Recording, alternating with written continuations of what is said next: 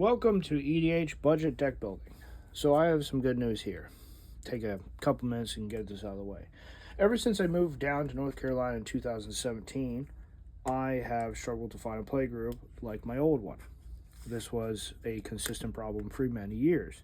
I believe I have found a local play group that I can get along with and actually, play games and all of that. Get back into playing Magic and not just building decks.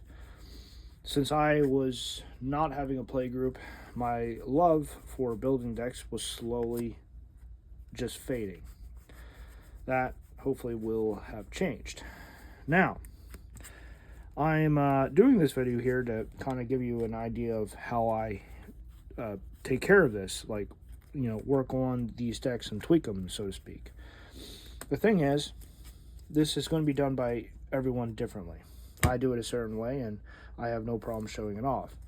Also, this video does a couple things. Kind of shows more into the deck building process that other people have asked me about over the years, but also to kind of explain where I've been at.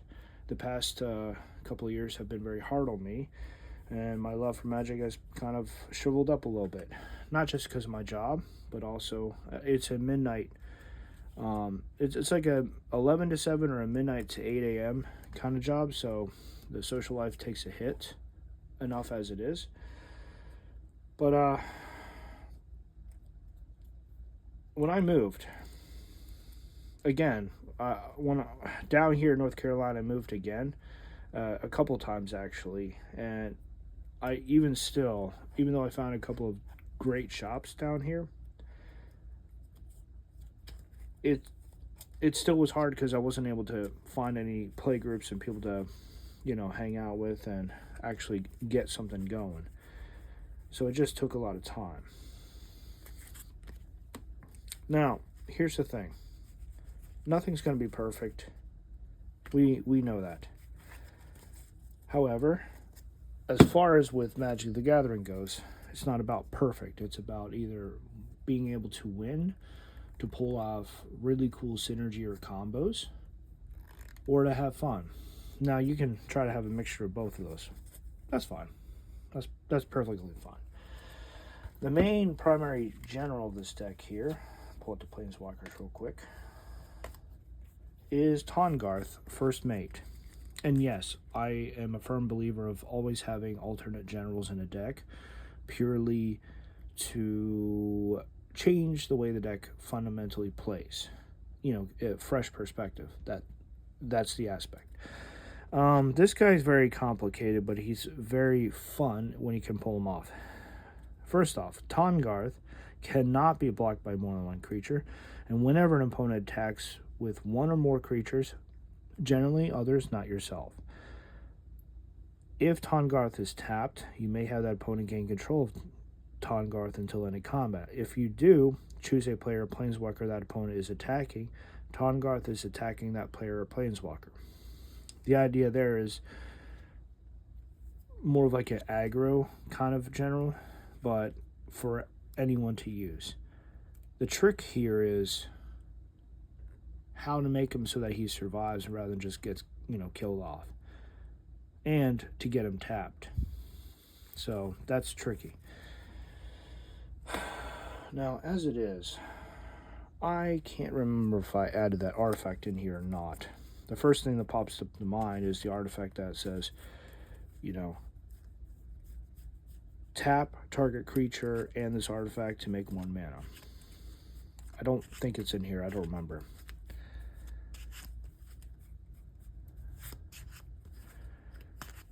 Now, the other generals specifically work with damage or auras and equipment. When I play tested this deck, it just kind of faltered because I didn't have that good of a hand, and even when I could get my general out, I couldn't do much with them. Mostly because, again, big stuff in your hand, you can't do much of anything. Rourke Thar is a great solid to the deck, but I tried to keep him in mind when I built the deck, so I had a lot more creatures than non-creatures, but obviously auras and equipment are going to hurt, so giving him ways to Getting ways to give him lifelink is incredibly important.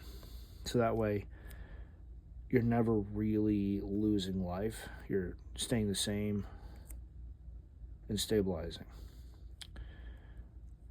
Even with damage doublers, Rorikthar will never gain you life. The best you can do is stabilize. Alright, at the beginning of your end step, go to each creature your opponent's control is enchanted by aura you control. Put a +1/+1 counter on Kalma for each creature go to this way. So, equipment and auras on opponents' creatures. Chishiro the Shatterblade. Yes, I bought the pre-con, but I like the idea of having a red-green hug deck, so to speak, because when it comes down to it, I like a couple things. Legendary decks, legendary creatures. Theme decks like Slivers, Zombies, Eldrazi's. And jank decks, which are usually like hug decks. Chaos Hug for black and blue is fun. You can do Chaos red decks, which are traditional. The difference between red and blue Chaos is that Chaos is more on spells and rather than permanents, which is what red usually favors. This is different because this is a red-green like aura slash. It's aura or a hug. Yeah, aura or equipment hug based. Yeah, I can't speak here. Aura or equipment hug based deck. So in a sense, it's more aggro. Red-green aggro hug. At the beginning of your end step, put a +1. Whenever aura equipment hits the battlefield under your control, create a 2/2 red spirit creature token with menace. At the beginning of your end step, put a +1/+1 counter on each modified creature you control. So, auras and equipment that help others, or rather that provoke others, and equipment and auras that create your creatures, and you make your creatures bigger whenever they're equipped at the beginning of your end step. Pretty important. So these are secondaries. Rorikthar is not really general, but again, he's there in case I want to have him be in the deck as a big beat stick that deals damage. And Rolik Mon's Warren Chief, I've been thinking about it because he plays around with land ramp and creatures very nicely, and maybe, we'll see. Red-green goblins is actually a thing.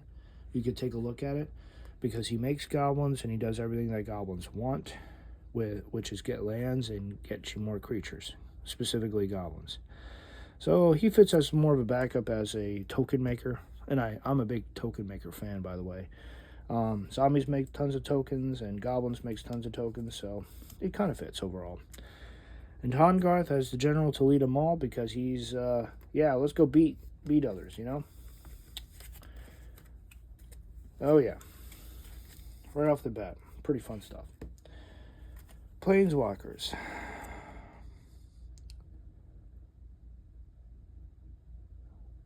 It's hard to categorize Planeswalkers at times because they do different things, but generally, haste. Creatures you control have haste. Solid.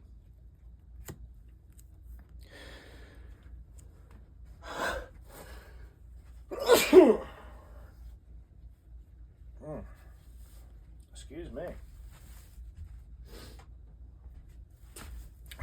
Creatures you control get a power boost and make mana. Solid. Creature spells you cast this turn can be countered. That's irrelevant whether or not you use the mana for that. And then a fighting mechanic. So yeah, Domri for fighting, utility, solid. This is specifically for mana, and it makes something bigger. I want to say Samut messes with the power, but also can deal damage, and then her ult is basically tutoring for 2 creatures or planeswalkers and putting on the battlefield, and then you shuffle your library. So they're all good, but it's hard to fit them into one particular category. Generally, though, cheapest planeswalker to the most expensive planeswalker, which would probably be Samut the Tested. Yep. Because it's specifically 1 red, 1 green, and the other one, Samut Tyrant and Smasher, even though they're 4 CMC, Samut Tyrant Smasher is easier to cast because you can have any combination of red and green mana to use. Yep. Alright, lands. I separate and get the lands all to one pile. Easy enough said.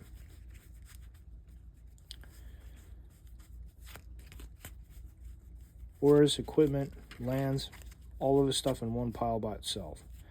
You fix the land ratio later. That's like the last thing that I do. It's easy enough to do as it is. And yes, if you already saw that, that's a from the vault, Keswick Wolfram. Very solid, very, very nice. All right. So the purpose of this video is more of like an introduction and hey, I'm back, and take a look at this, deck. I'm tweaking up. Now, red and green is actually traditionally hard to do because getting cards and card advantage are a very big thing that people struggle with. You can do focus on recursion for green, getting stuff back to your hand, or shuffle back into your library. That's not really card advantage though, but recursion is card advantage. Now for red, you have looting, and then most recently in the past 5 years, exiling off the top card of your library, or the top 2 cards of your library. So yeah, you've got that. I think the next easiest one is basically equipment and then auras. That is where a lot of the fun stuff actually is. You could do mana dorks too, but I kind of want to get auras. Auras and equipment. You don't even need a lot of expensive auras. You could use bestow, creatures with bestow. Because the idea behind them is that they're either a enchantment, or they become a creature when the enchanted creature is removed somehow. So you always have a creature on the field regardless if there's a board wipe or not. I guess for all intents and purposes, I would consider him to be a aura. Alright, that's an aura, but it's a land aura. I will look more into that. I need a little bit more I need to figure out whether or not these land auras actually help out the deck or not. That's one of the things I struggled with, is I wasn't sure. Sometimes you just need to play around because what you like and what you're going for may actually be going in 2 different directions. This is like a 50-cent mana dork, so to speak. Zoratal Ancient. It's because it helps any player, but it's a 7/5 beat stick, so you could have fun with that. Alrighty. Get these out of the way. These are fun. It's a fun pile to work on. Alright, mana dorks.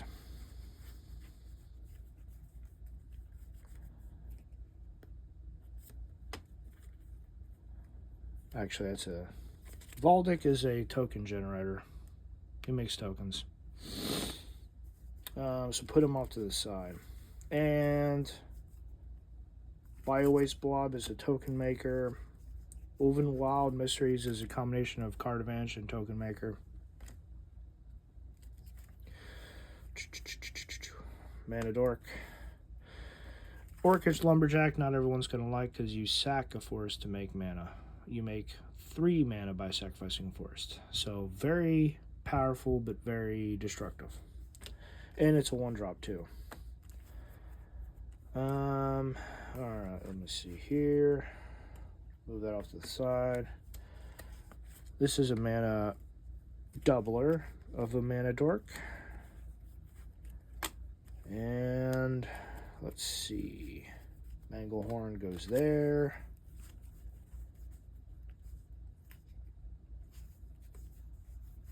Terracodon. Yep. Terracodon's in this deck.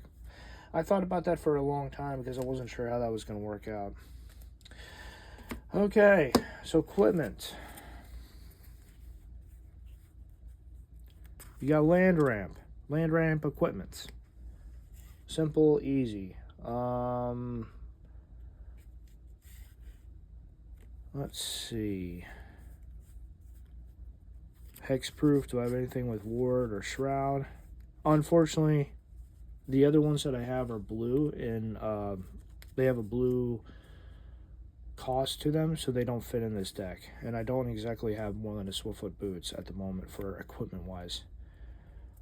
With a lot of the decks that I have, I've had to kind of fine-tune and shift around like the Swiftfoot Boots that were available to the decks that I tend to play more. So, in other decks, I actually break down because I no longer play them, as we all know. So, defensive. Let me deal with these first. Get these out of the way. The worst 1 CMC mana dork is Orcish Lumberjack, and it's red. He's destructive, but he's very powerful. And those two are very similar. This makes 2 mana when it's modified. Probably easier to do than the other creatures, which require a strength, power 4 or greater, and then it taps for 2. Alright, cool. Alright, so 7 mana dorks. 7 mana dorks, not bad. And then you have a 8th for a mana doubler. Alright. Put them over here for the time being. Card advantage. Land ramp. Defensive. Card advantage. Infiltration lenses. Whenever a equipped creature becomes blocked by a creature, you may draw 2 cards. Pretty solid. Especially in a general that wants to get passed around. Yeah, it's about the only card advantage I currently have. I'll need to look and see what else there is. Treasure pick and some of the other ones where it says if you deal combat damage, then you get treasure tokens. That, if your deck becomes more solid and more, you're able to deal more combat damage, then you can look more into stuff that works off of combat damage dealt to players. But until then, you're going to have to check and see what works and what doesn't. This is a relatively new deck for me that I've been working with.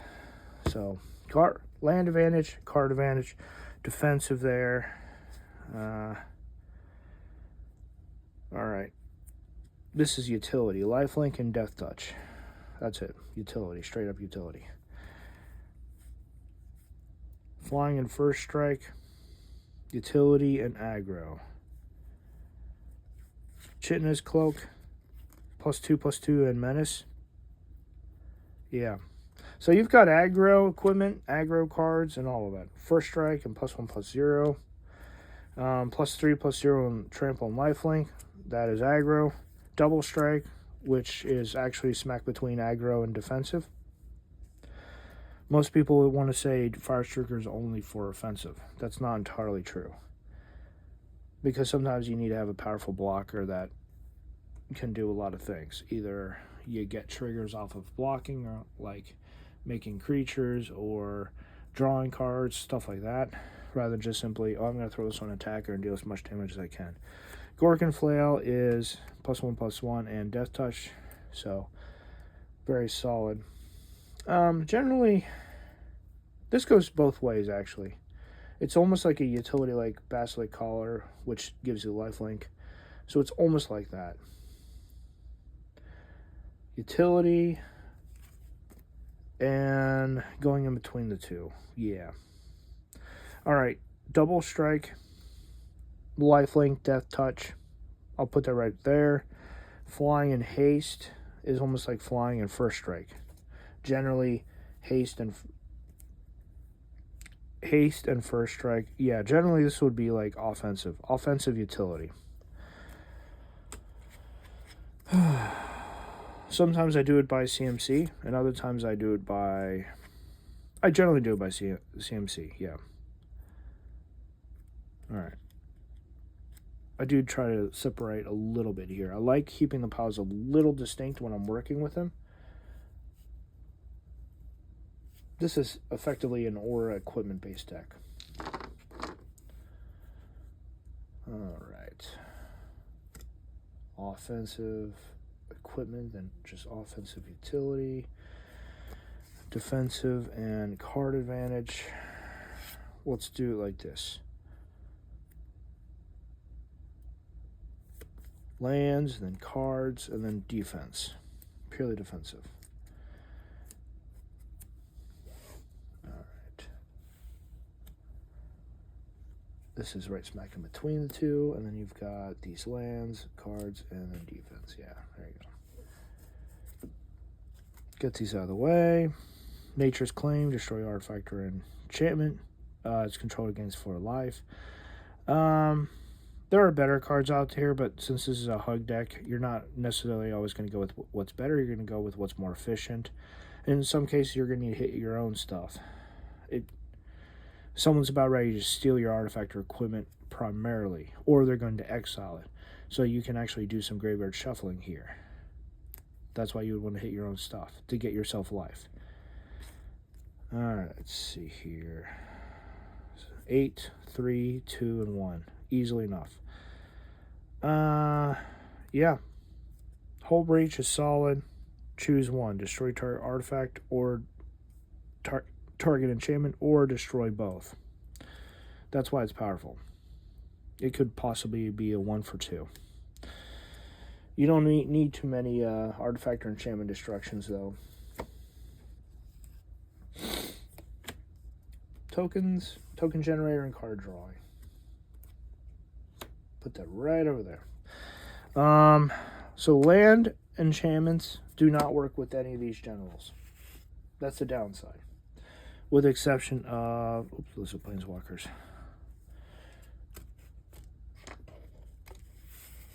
With the exception of Chihiro, they do not work with any of the other generals. That does kind of suck a little bit. Yeah, something to keep in mind. Some cards will never work as well as you want just because they do not work with all of your generals that you may have there. Like, there are going to be niche cards. The rest all fit on creatures, though. I'll throw him down there as well. Okay, separate green from red. This is going to get fun. Let's do the green ones first and get them out of the way. Rancor, we know what this is. Purely offensive.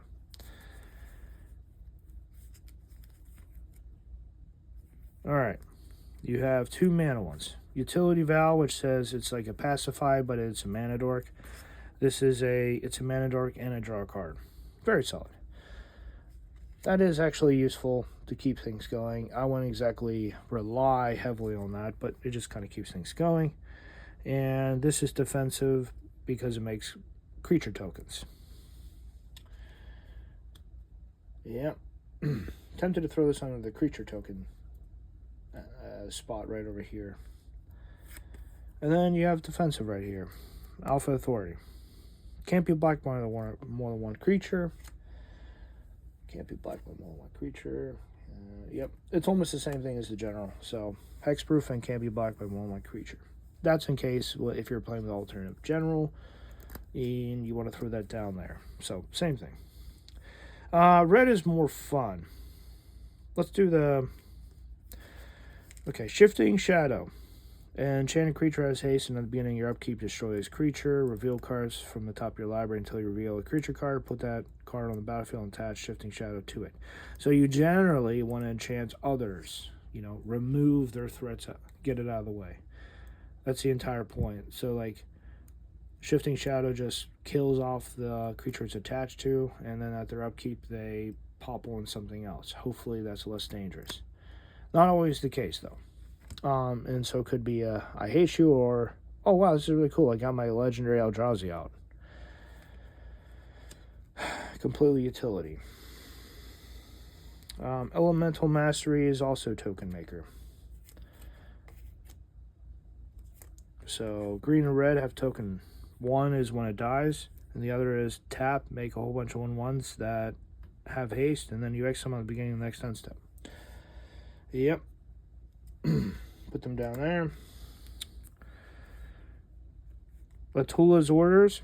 You can play this at any time. You could play an instant, so it has flash. Whenever an enchanted creature deals combat damage to defending player, you may have a destroyed target artifact that player controls. That's kind of cool, because you could help someone else out and throw it on their stuff. And then you could instantly make a 2/2 off of that one dude. And you could goad, I think, as well. Beginning your end step, goad each creature your opponent's. Okay, it's your end step. Yeah. So, If you play during your turn, you could goat someone, or you can make a 2/2, or you could successfully blow up an artifact and be tricky about it. So yeah, artifact, enchantment, disruption, removal. Lakoth Rig. Whenever enchanted creature becomes blocked, you may have it deal damage equal to its power to target creature. If you do, enchanted creature deals no combat damage this turn. It's a great way to, deal with a Blightsteel Colossus. And it's a great way to, if you're trying to stop something that you normally could not stop. So it swings, it could deal damage. You can just say, hey, someone block it or whatever. They throw out a blocker, then you just redirect the damage back at itself or wherever. That's kind of cool. But it has to be to a target creature. It's a 1-drop red aura. Very useful for helping yourself out or stopping someone else's creature. Undying Rage, making something bigger but can't block, so your general could slip on by. It's a double-edged sword. Infectious Rage is interesting.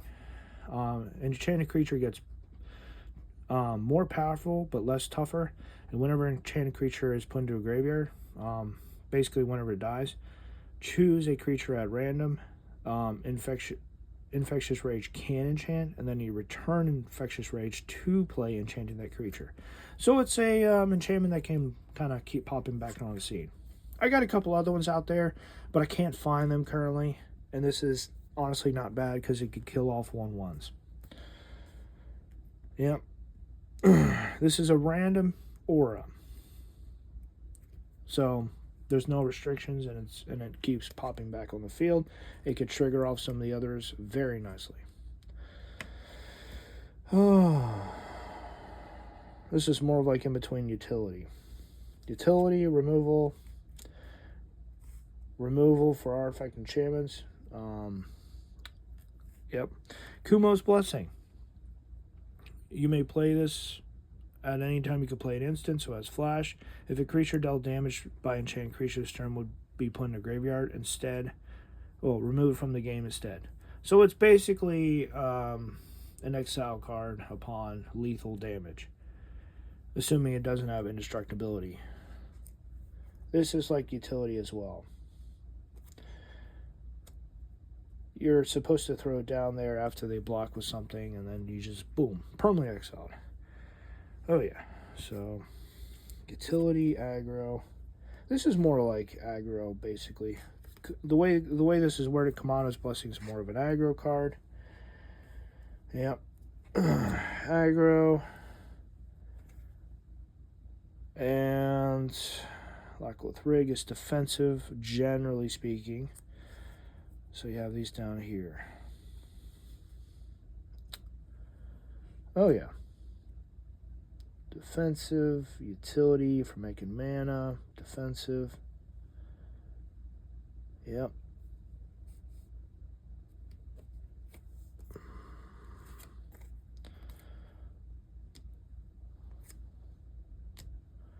As far as utility goes,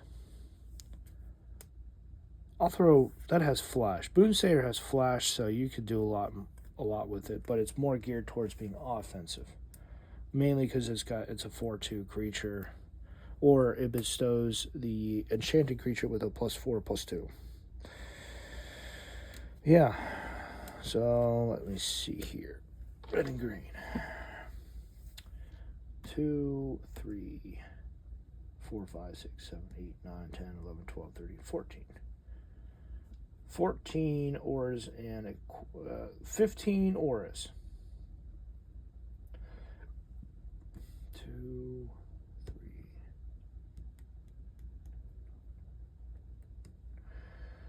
14. Artifact equipment. 4, 7, 8, 9, 10, 11, 12. 12 equipment, 15 auras, not too shabby. Not too shabby at all. Now for these others, Tormenting Voice. I need to, when I find the other one, and I should have another one here somewhere.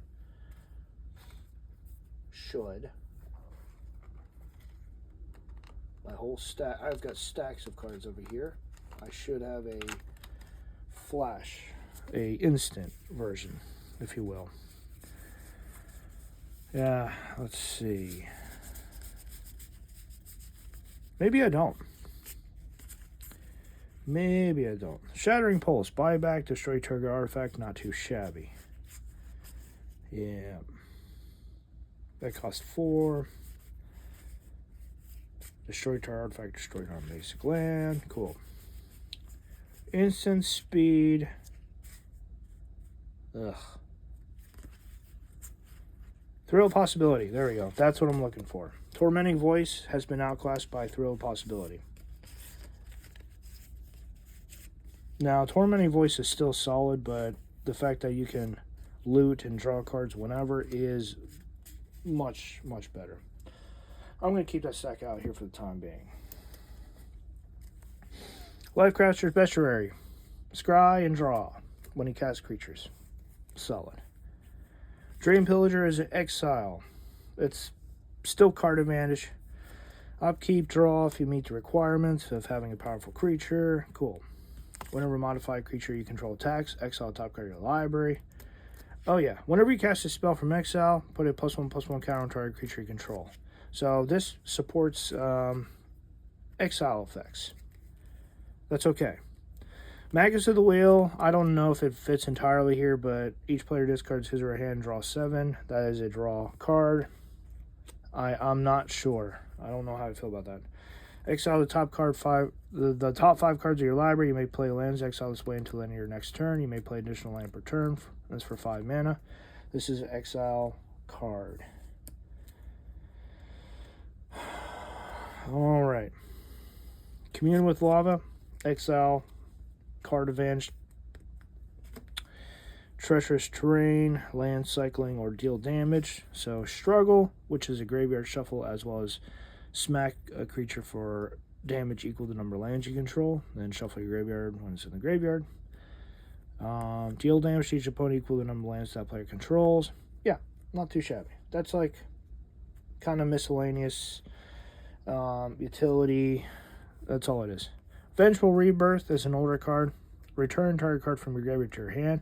If you return a non-land card to your hand this way, Vengeful Rebirth deals damage equal to the CMC to target creature or player, then you exile it. It's a one-time shot against something massive back to your hand that hopefully deals a lot of damage.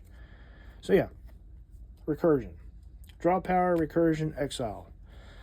And then you've got 2 enchantments that help overall. Creature spells you control can't be countered. Non-token creatures you control have riot. So they automatically become modified and can't be countered. Whenever each attack creature you control gets +1/+0 and gains menace until end of turn. Oh. Each attacking creature you control gets +1/+0 and can't be blocked. Alright, so it's a temporary menace. It doesn't actually get menace until end of turn with this wording, but I think the newer versions of it say have menace or gain menace until end of turn. One of those two. This is a gate crash all the way back in like 2012, if I remember correctly. Gate crash. I got back into Magic in 2011, but 2012 when the whole Return to Ravnica block hit the field, it was specifically Gate Crash that I got back into, and I played some of the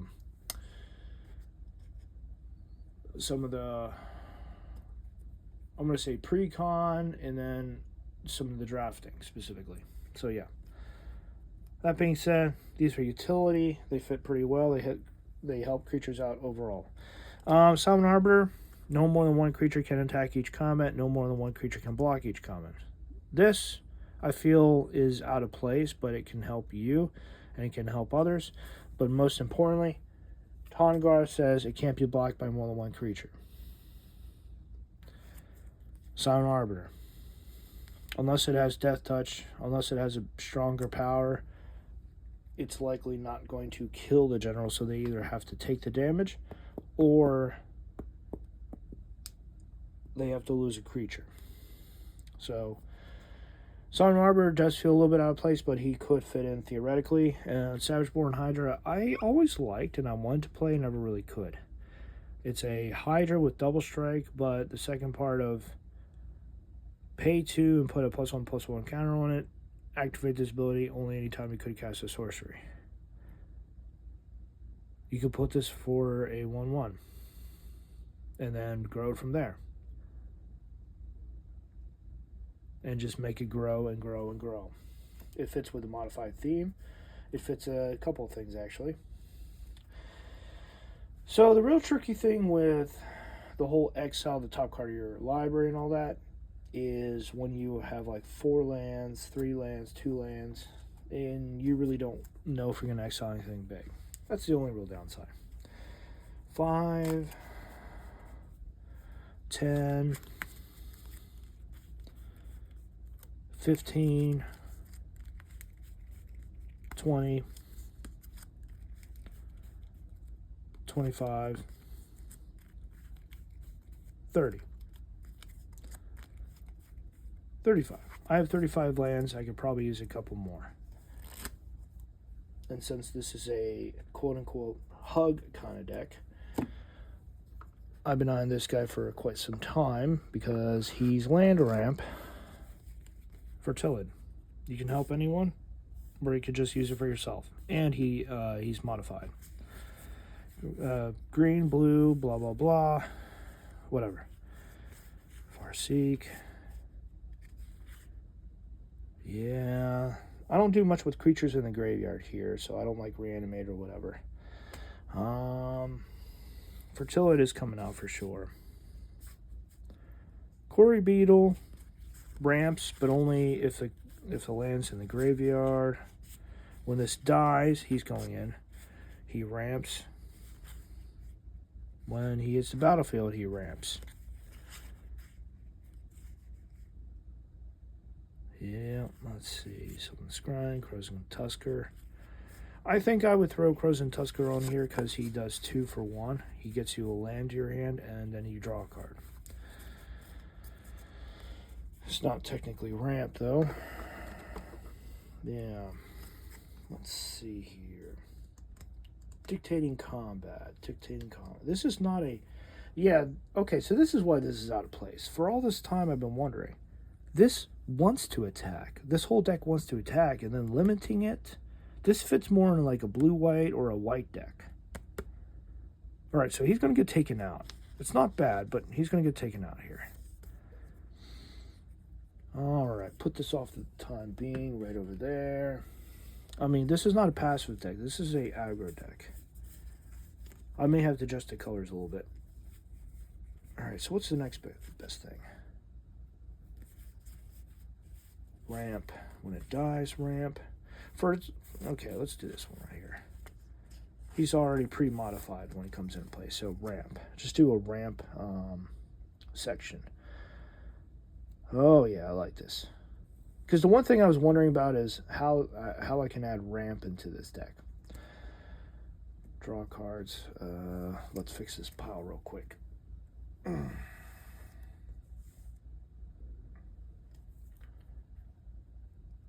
I don't always do things by, green and red. Green is last compared to red. I don't always do it like that. Let me see here. I try to do it by cheapest to most expensive, and then which colors have more, that sort of thing. All right. These are exile. Okay. 1 recursion. The rest are exile effects. I would like to try to throw in a couple more exile effects. Yeah, I would. Blah, blah, blah, blah. This guy just is really... It's just too good, but obviously outside of this, it's more of like an aggro card, so there could be better cards that you could replace with. I may end up taking it out for ramp, but we'll see. Creature tokens. Auras that make creature tokens. Valdic is in there. Valdic can easily work with this stuff. 27 auras and equipments. Yeah, he'll work fine. He's not technically meant to be a general. He's just, oh, he popped out. Okay, cool. Let's have fun with him while he's still there. auras and equipment for those two. Whenever it attacks and is menaced, pops out creature tokens. That Rorikthar automatically says you're playing around creatures and not non-creatures. Elixir Mortality could actually come in handy here, because hey, shuffle your graveyard and gain 5 lives. However, I already have a graveyard shuffler somewhere. What did I do with it? Oh, struggle. Struggle survive. It's the survive part of struggle where it just shuffles the graveyard in. Blah blah blah blah blah. Do I have any exile effects in this stack here? I don't know. Let's see. Exile the top card of your library. During the next turn you may play the card. It's a storm effect. That's not too shabby. So storm exile for drawing. Yep.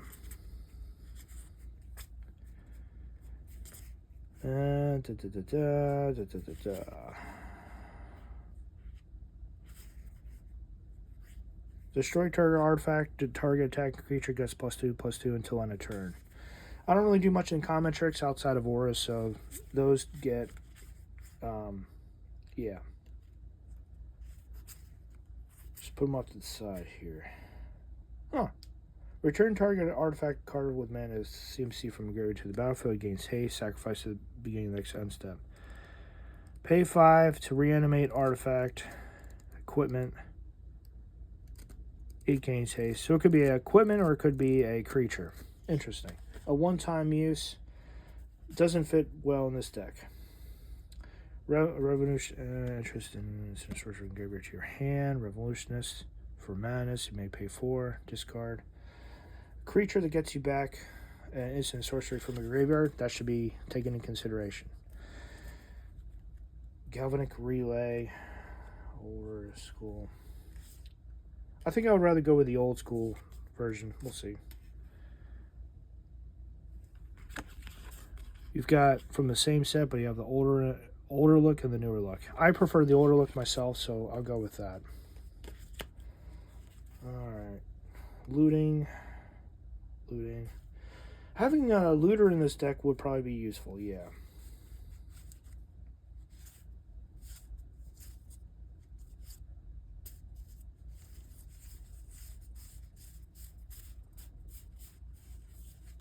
Alright, Goblin Picker for the time being for a looter. I have others somewhere.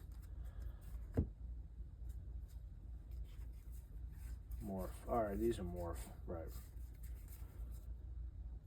Make a morph. Ah, there we go. Rummaging Goblin. I don't care for Goblin Picker. I care for the other one. Rummaging Goblin for 3. Maniac Vandal. Destroy target artifact.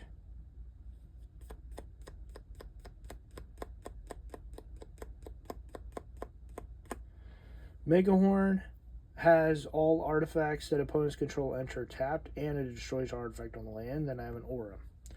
Maniac Vandal is outclassed.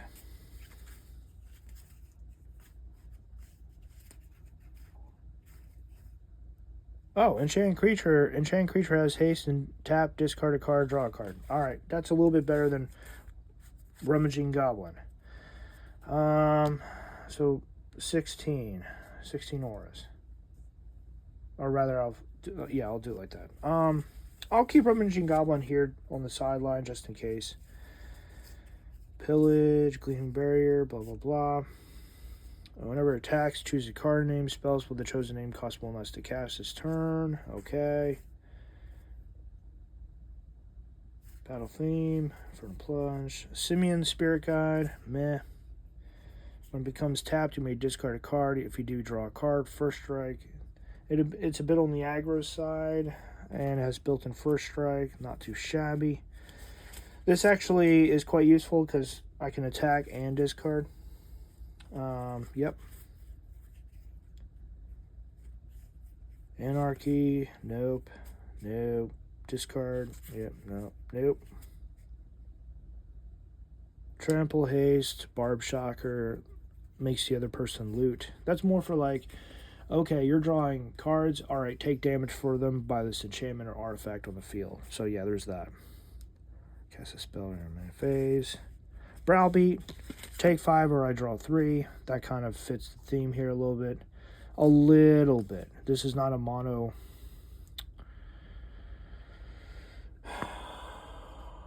Now, on first glance, it fits the theme. On second glance, it's more about aggro. Anyone who shuts that down, it's going to disrupt a lot. Megamorph, modified, and exile top card of your library until an attorney may play that, but it's a menace. So Megamorph with menace, so it would be a 3/2 at the end, and you have a card that you can cast off top card of your library. Not too shabby.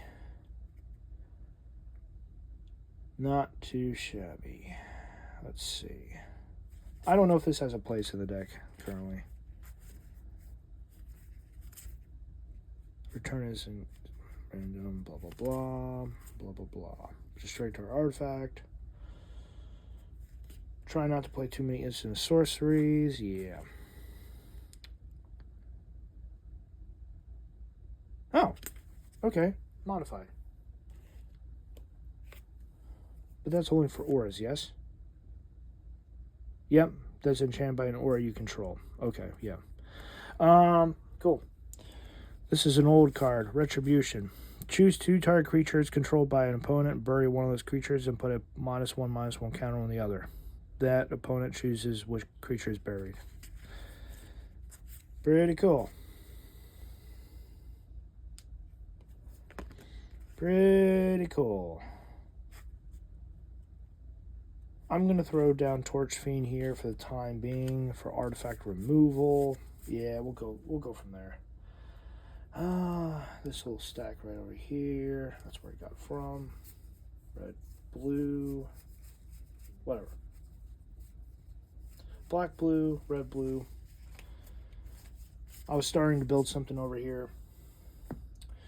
All right. Do I have any other exile effects for red? Let's take a quick peek in the uncommon box.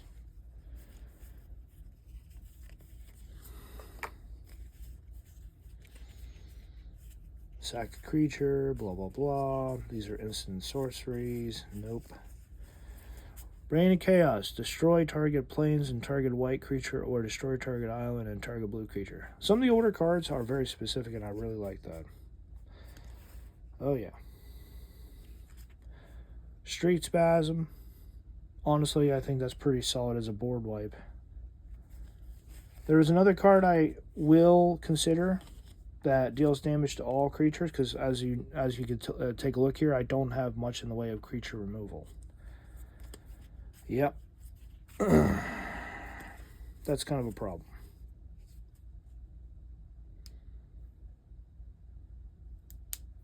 Creatures without flying do not untap during the controller's untap step. At the end of his or her upkeep, each player may pay an additional 2 creatures to untap a creature without flying he or she controls. That fits in perfectly because it keeps my general tapped and I don't have to pay to untap them. That's actually pretty cool. I'll consider that. Let me see here. +3 on first strike, and blah, blah, blah, Throes of Chaos, Cascade, recast from exile, yep. It has Retrace, useful, because I can cast it from the graveyard. Let me see here, tap 2 artifacts, blah, blah, blah, draw a second card, don't uncommon damage, trample, sacrifice it, no. Return from graveyard to your hand. Only dealt damage this turn. Meh. Something to keep in mind. Sure. First strike and haste for 6/2. Okay.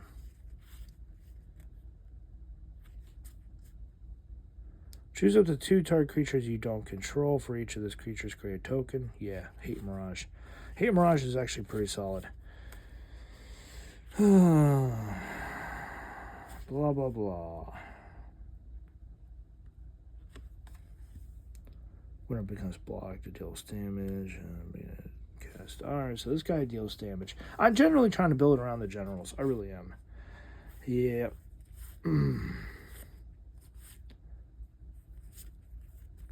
Whenever this is dealt damage, create a 3/3 green creature token. Now, for auras and equipment, this is actually kind of useful. Creates tokens. I already have Valdic. Yeah, I don't need them. Flame Wave deals 4 damage to target player and each creature he or she controls. I'll consider it as a board wipe. Yeah. This turn, creatures can't block unless their control pays X for each blocking creature that he or she controls. This is a purely multiplayer, so War Cadence does actually fit the theme here. We'll see. Support 2, sorcery, meh. This is or equipment, no.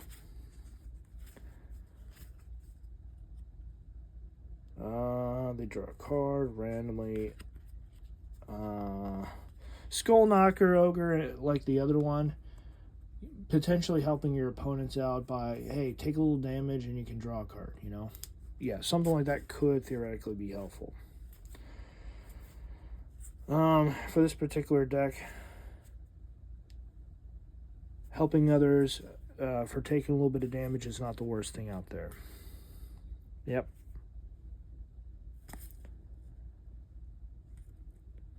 Yep.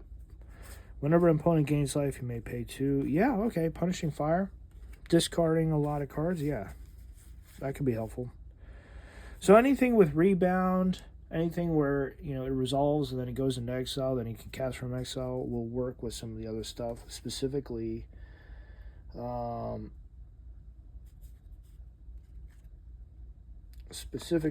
Kami of Celebration. Kami Celebration was in the stock deck, and I just kind of kept it there. Yep. Fast and Furious. Discard a card and then draw 2 cards. Deal 3 damage to each creature without flying. Meh. It's more of a mono red deck. Goblin Side. Whenever you cast a non-creature spell, may pay 1. And if you do, make a red goblin creature token. Yes, it's going in here. That's amazing. That's good stuff. Alright. Do I have anything with any exile effects? These are all a lot of creatures here. Creatures and instant sorceries. Gutter Snipe? Nope. Normally, yes, but no.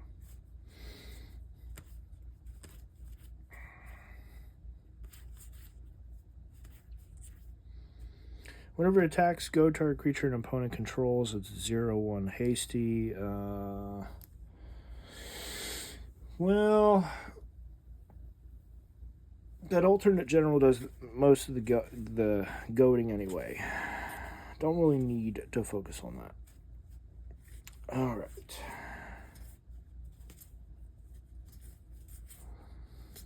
Instant sorcery. Blah, blah, blah.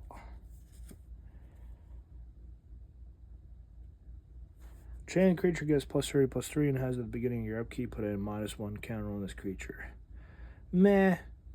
It's more for like helping you out rather than helping your opponents out. I think I tried it one time and then I realized, oops, they can hit me pretty hard. Let's not do that. You got to survive 3 whole turns before it starts getting weaker. That's the problem.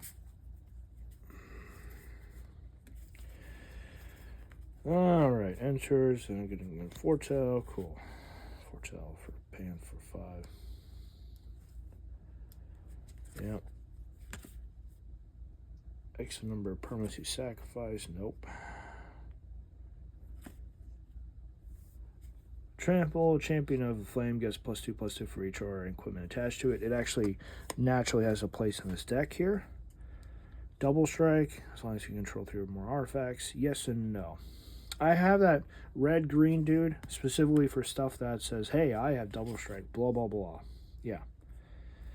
Trample Unleashed. I loved Bloodfray Giant back in the day because he was just like a beat stick, a 5/4 beat stick that just deals damage, so pretty fun. Throws a Chaos, Shatter Perception, yep, Activate Aggression. First Strike, didn't attack with a creature this turn, sacrifice that. Meh. Yeah, meh. +2/+2 in flying and fire breathing, not really. Target attacking or blocking creature gets +4/+0 until end of turn. At the end of turn, destroy that creature. Blood Frenzy is a kill spell. That is interesting because it helps out. We'll see. +2/+0 and first strike. Flash. First strike and flash. Probably not. Flame and Sword. Flame and Sword is almost like the other one. I'll see what the difference is. Deals damage to each opponent equal to your devotion to red. Huh. I don't really care much about dealing damage like that, but Fanatic of Mogus fits well with treacherous terrain, that kind of thing. But this is a red-green deck, not mono-red. So, yeah.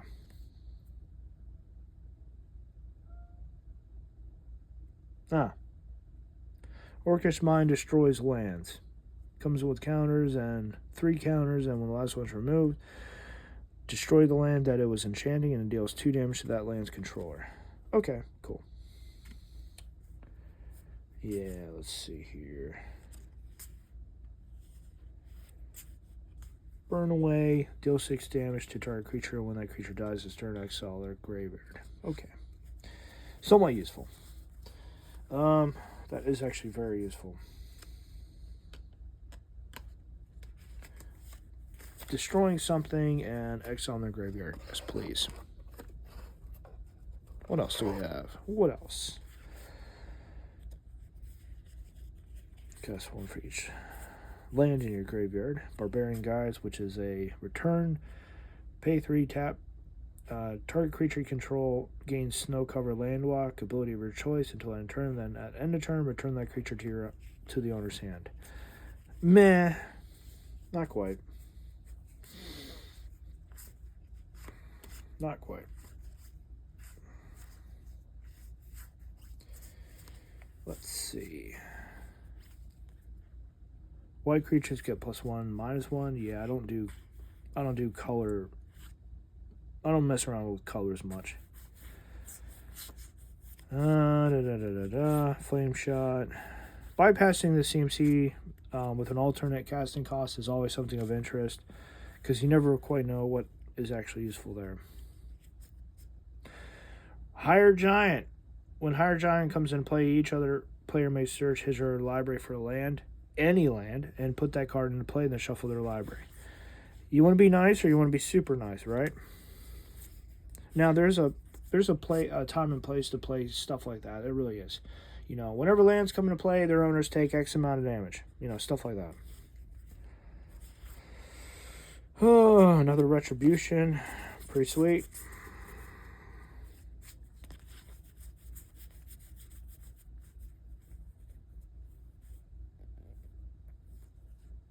I don't know. Fanatic of Mogus, a 4/2 that deals potentially a lot of damage because of the auras, the enchantments, potentially, yeah. Oh, let's see.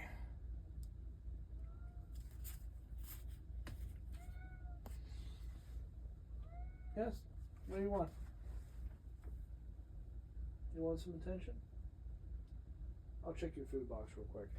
Alright, I need 5 seconds. Yeah, card draw. If the sorcery's instance, no. Generally not. Unless it's exile. Looting, exile. You have plenty of food. Did you want attention then? I can give you attention. Explosion to riches. Alright, so...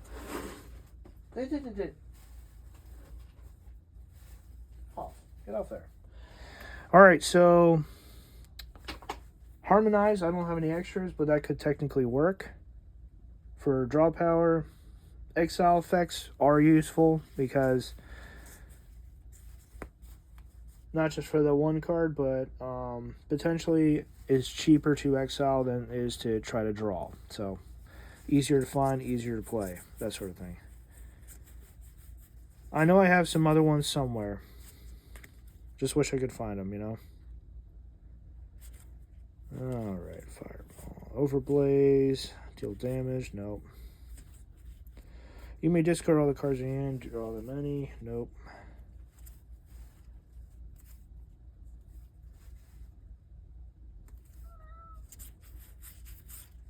Skin attacks.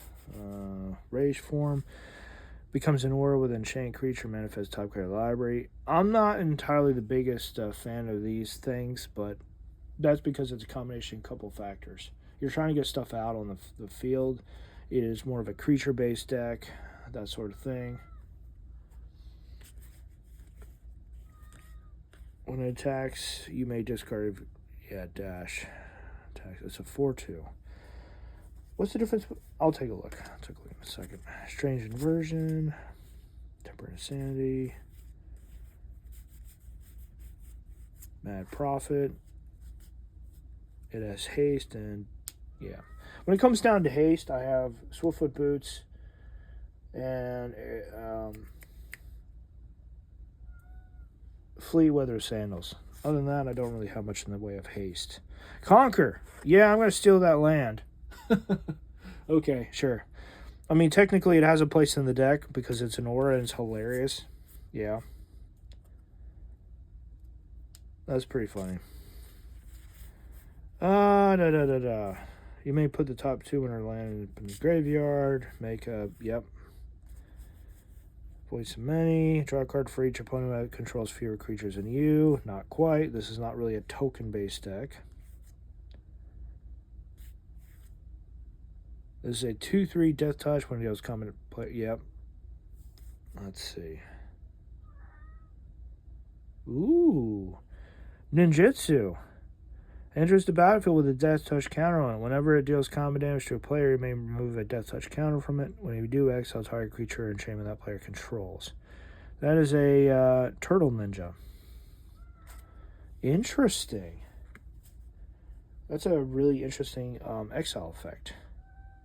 Do I have creatures that have ETB? No. Outside of Manglehorn and Terrastodon? Not quite. It's not quite an ETB deck, but that's pretty solid. Generally, Groundskeeper. Kenrith's Transformation. Yes, I was looking for that.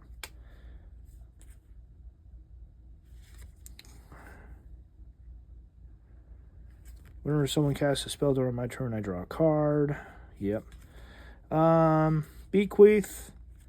Enchanted creature is put into a graveyard, draw 2 cards. Yep. Draw a card. Trigger. Cast during my turn, I draw a card. Trigger. I don't really respond, though. So, something else you want to take into consideration when you're doing, like, decks is whether or not it's proactive or reactive. So, do you want to make all the moves, or do you want to respond to other people making moves? Hermit of the Nulls is perfect for a reactive deck, but not so much for a proactive deck. Bequeath kind of fits in between swinging out or defending. Bower Passage, creatures with flying can't block creatures I control. That is purely aggressive. I'm going to swing out. You have flyers? Too bad. Yes, I hear you. What do you want, sweetie? You have food. Are you missing water?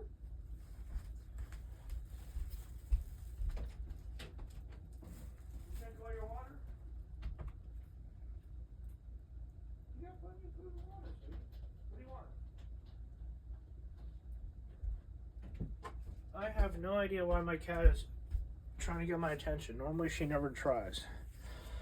Creature with flying can't block creatures I control. This really doesn't matter. This deck doesn't play around like that, so no one... yeah.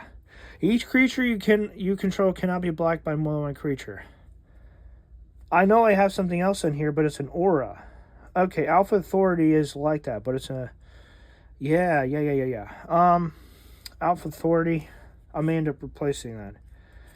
This is a sorcery that says each player draws cards for the number of creatures in their graveyard. Yeah, that's actually a rare in other cases, but I can't remember specifically. It's the Weatherlight. It's a Weatherlight edition, but yeah, I looked it up before, and that's what it is. Okay. I like that because I am doing creature-based stuff. Creature-based shenanigans. Alright, I do not have any harmonizers in here, but with building decks, it's a little tricky. Ooh, fight. When it enters, you may have it fight target creature you don't control. I don't do much with ETBs. All creatures gain Forest Walk. Interesting. That, I don't know. You want to swing on and kill someone with your general, Forest Walk is probably the way to do it. But, yeah. Hunted Wombus comes in and play. Each player may put a creature card from his or her hand in a play under his or her control. There's ways to abuse this, ways to use this. Blanchwood Armor, I actually was looking for that. Acidic Slime, sort of looking for that. Target. Return target card from a graveyard to your hand. Put one up to one target. Okay, so this is recursion as well. It's different than the red-green one. If at least 3 green mana was spent to cast a spell, instead return those cards to your hand and exile once and for all. Once in the future, it gets back from the graveyard. It fits more of like a graveyard theme based, like a green-black deck, for example. Yeah. Doesn't quite fit here. Trample, Myrid. Oof. 8/6. Smack others for damage. Yeah.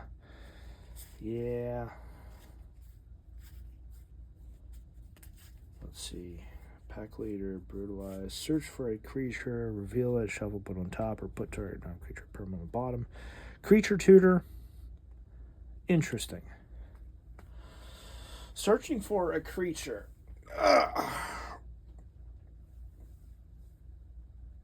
Search for a creature.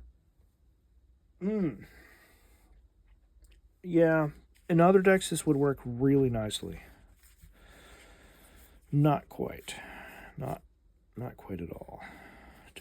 Spells you control can be countered by blue or black spells this turn, and creatures you control can be targeted with blue or black spells this turn. Autumn's Veil is not quite as good as the other one, no.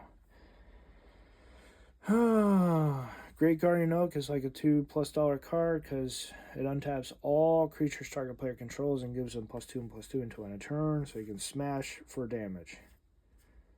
Zendikars are royal, making creature tokens. I'll throw that there just for the time being, yeah.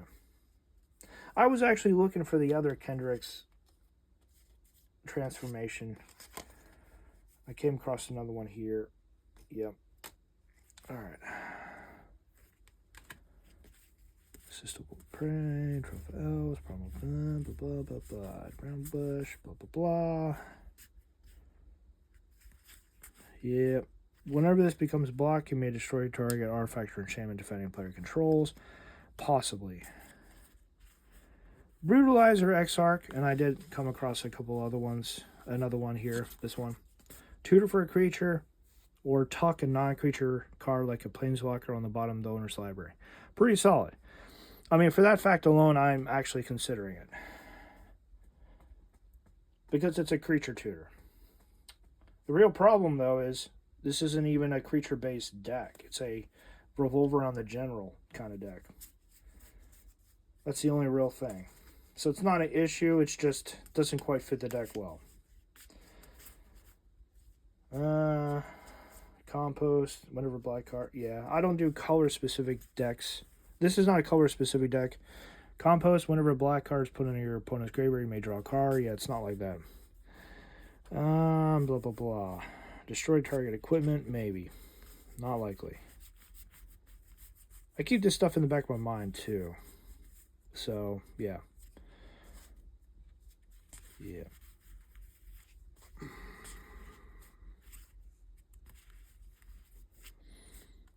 Pay 5 for a 4/3.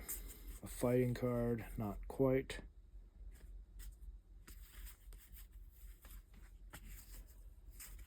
Yep. Enters before you trample.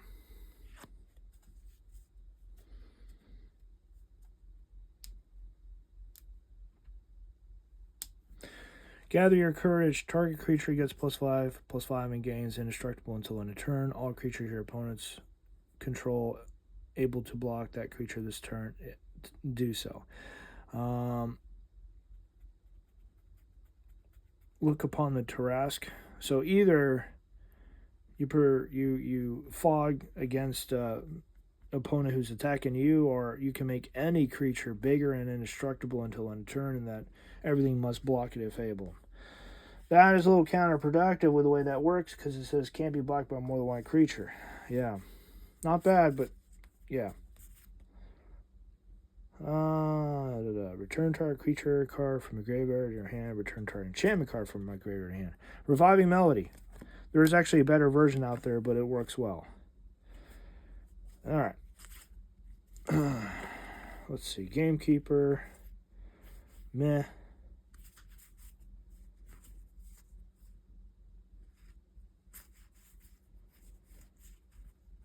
We're exiting a creature card. Yeah, this is not a creature-based deck. There's cards that support creatures, but it's not a creature deck specifically itself. Cool. That's probably about it. I probably have enough stuff here. The only other thing that I am wondering about is if there's any more exile off the top card of your library effects. I will worry about that later. I think I have enough to tweak this deck even further, which is the entire point. You know, introduction, tweak the deck up, you can kind of check and see how things go.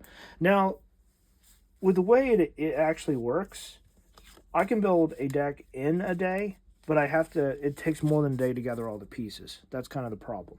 It just takes a while to get all the stuff together, because some things it's like, oh, I need this, I need that. Not every deck needs a Soul Ring, you know. I've got plenty of mana dorks. Why would I need a Soul Ring for a mono green deck? Now, obviously, it's an aura enchantment-based deck, so a Soul Ring could be beneficial, sure. But realistically, I have too many decks, so Soul Rings would go into the deck where it needs it most. Something that's not really green.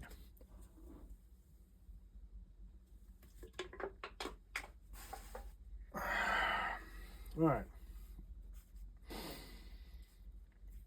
Artifact, enchantment removal. Terastodon can actually hit multiple targets. I like that, sure. Okay, let me see here. High priority targets. Flaming Sword, I had a card very similar to that. +2, +0, first strike, fat. Yeah, I wasn't trying to do this.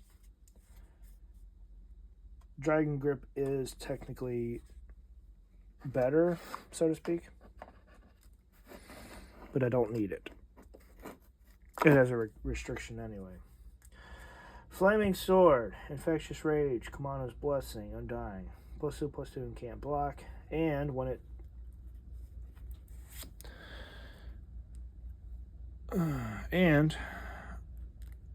when Undying Rage is put in the graveyard from play, return it to his owner's hand. So, like, you return to his hands, it's pretty solid. Keeps something from blocking. Flaming Sword. First strike.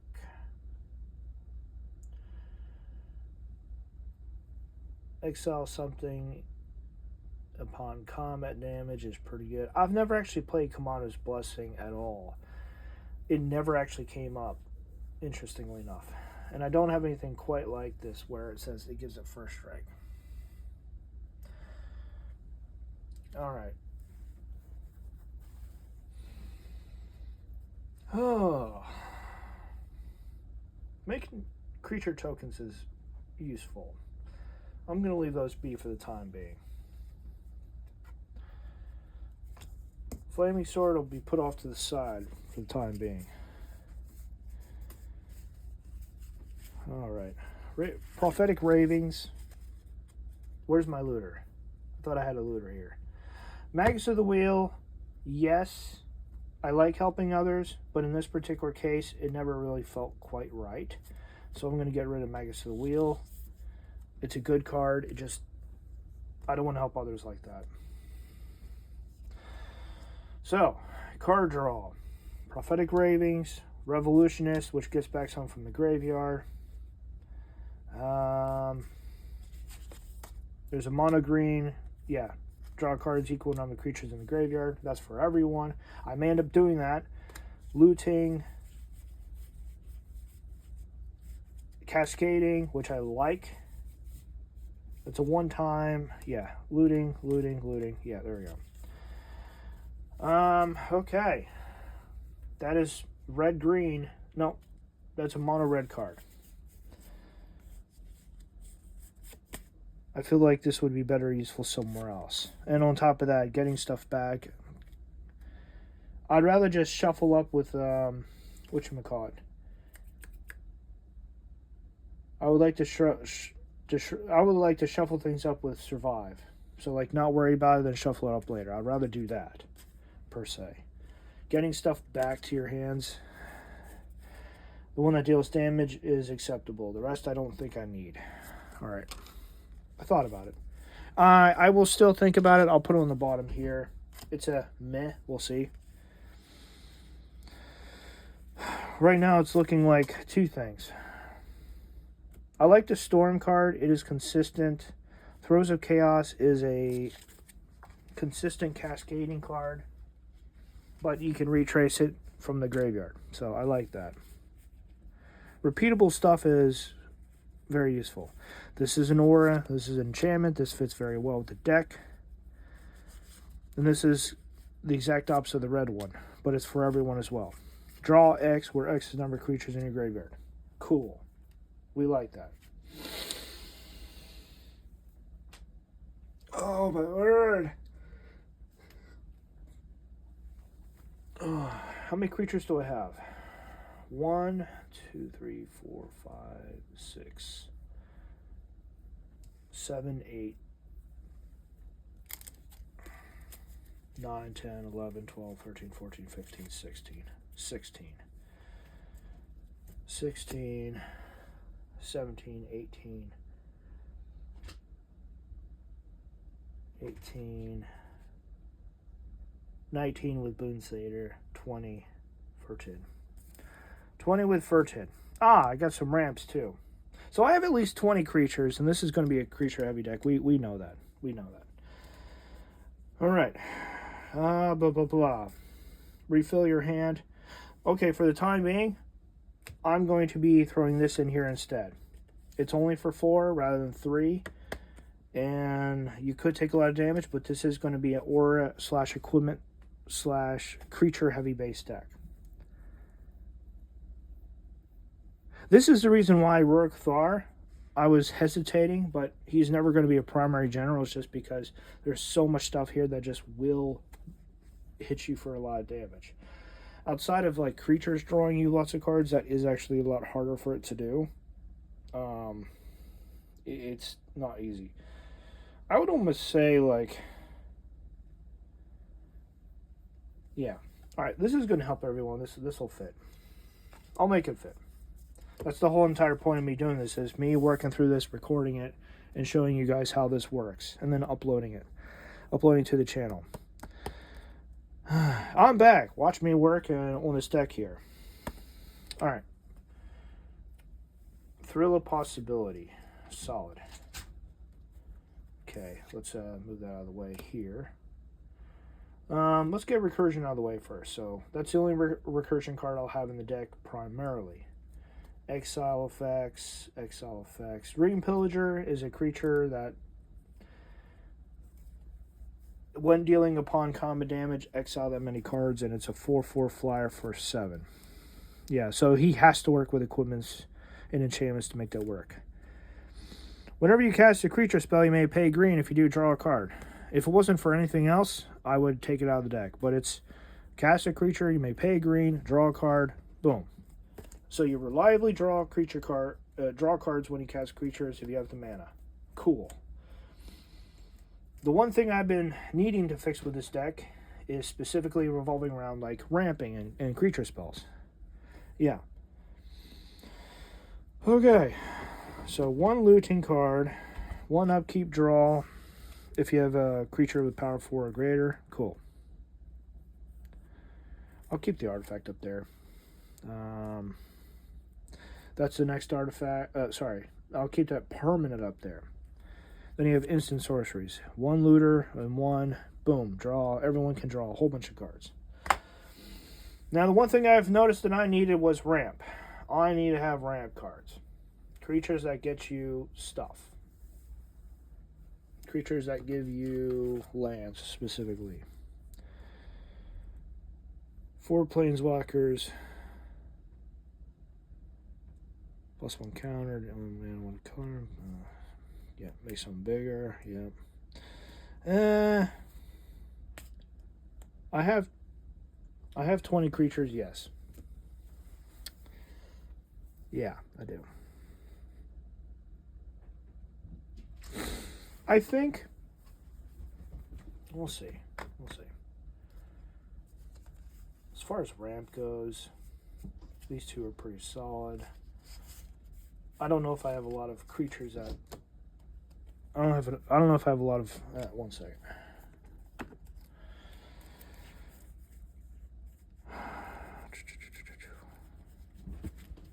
This put into the graveyard. So you search for a mountain or a forest, and you put it in the graveyard.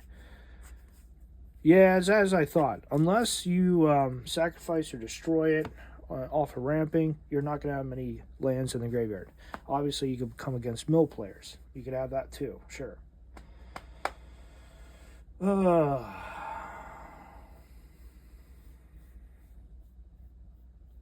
I think I'm going to take out...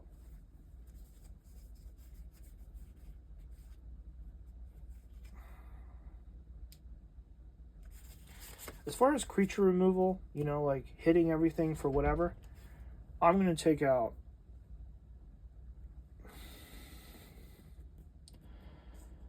This doesn't sit well with me, and I need to have creature removal. So I'll take this out for the time being.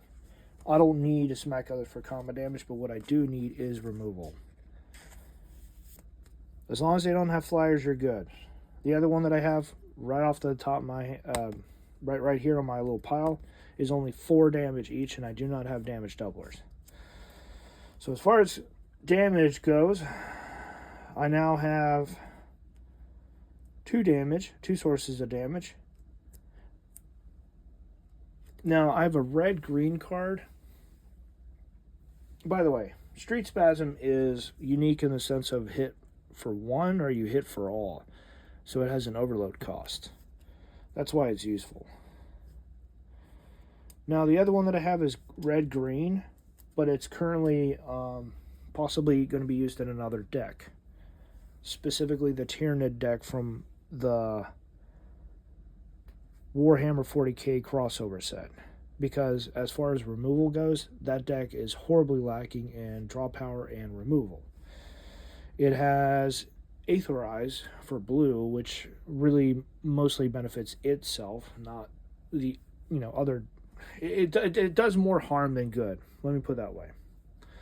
So Aetherize doesn't really fit well with the deck, and I replaced that for a 5 CMC sorcery. I'm blanking on the name of it, but you draw 3 cards, you may play additional land per turn. That turn. Yeah. Alright, so damage. Deal damage. Buff all the creatures. Yeah. Treacherous Terrain is pretty solid. I feel like I could almost go down a land or 2 if I really needed. Yeah. Boon Satyr is staying in the deck because he's too good. Someone board wipes, boom. And I have a lot of stuff left, boom. Yeah, that's good. Thrill of Possibility, Looting, Galvanic Relay. I almost feel like with the way this works, you would rather have Prophetic Ravings. Because Prophetic Ravings gives the creature a haste, and it's you could throw in a mana dork, like you could do a couple things with it. I don't need instant sorceries. So I'll throw that on the bottom there as well. I'm surprised because I took it out. I needed some kind of looting effect. Alright, looting. Da-da-da-da-da-da-da.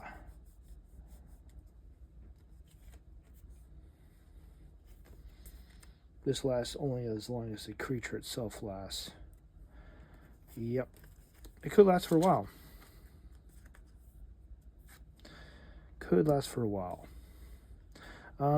So 16.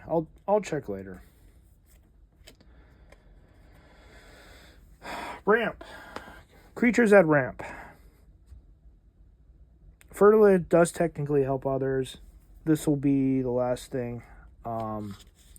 We'll see. I got to help myself first before I help others.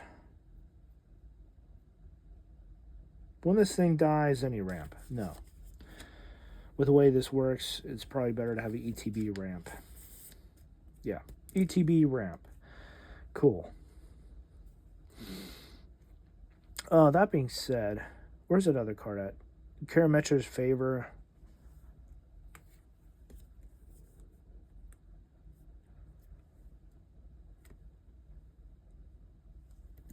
I will take this out temporarily for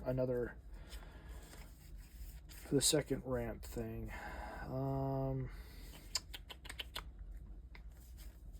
Fertilid is good. Don't get me wrong, but Forehaven Health has to come in there first. Has to. Get you 1 land versus get you 2 lands off of Fertilid. Alright. We'll see about that one. Throws of Chaos, Galvanic Relay. Alright. Auras and enchantments. 1, 2, 3, 4, 5, 6, 7, 8, 9, 10, 11, 12, 13, 14, 15, 16. I have 16. Yep.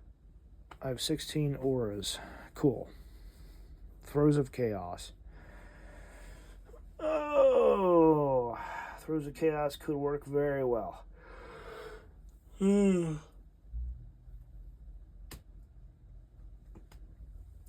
Alright. Card draw.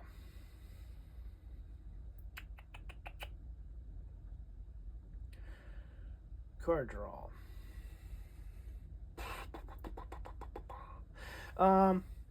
Actually, now that I'm on this topic, oozes, blah blah blah, get +1. If you have control your commander, make a copy.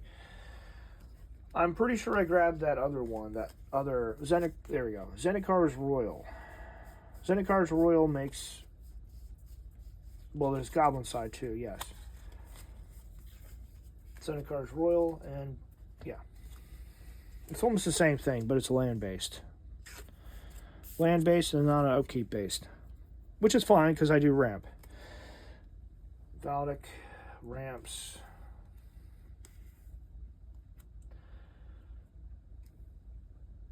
Non-creature token, blah, blah, blah. Overwild Mysteries, meh. I'm wondering about that myself. This is where the problem with Rorick Thar comes into play. Is Rorick Thar is mostly about himself rather than working with a group, and the auras and equipment really make me wonder. I'm probably going to just keep them there and play around before I figure out whether or not I'm going to take him out. Goblin side is going in there. Making creatures is kind of important with a equipment aura based deck. That is incredibly important. Oh, da da da, da da da da. How many creatures do I have here? Double check. 1, 2,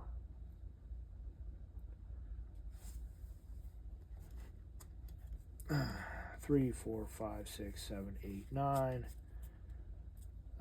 Lost track. 1, 2, 3, 4, 5, 6, 7, 8, 9, 10, 11, 12, 13, 14, 15, 16. I got 17 creatures. I have 17 creatures. I'm dropping some creatures for sure. Yeah. Oof.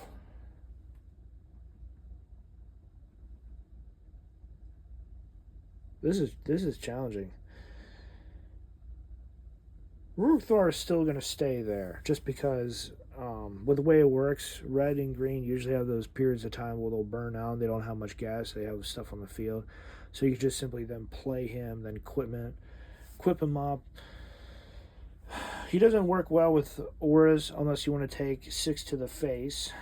But yeah, he'll work well with the equipment, not so much with the auras. I think I'm done adding auras for the time being. I may even take a couple off. We'll see. We'll see.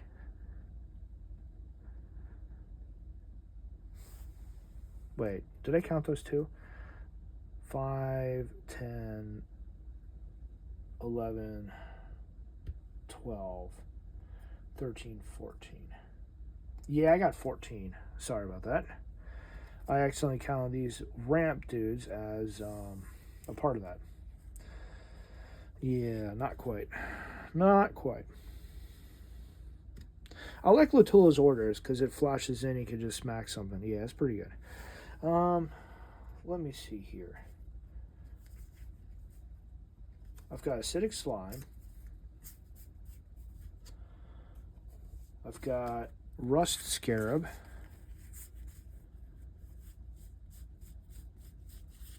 And I have Torch Fiend. All of these are creatures. Obviously, they do something different. You have a 2/2 Death Touch.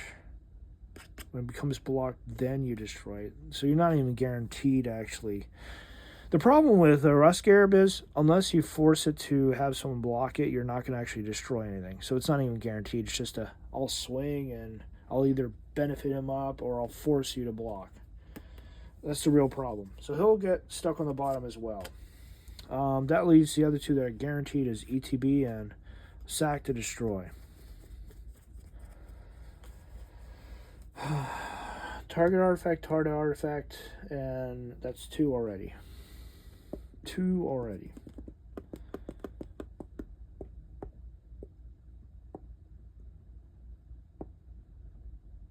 Was there a card that I took out?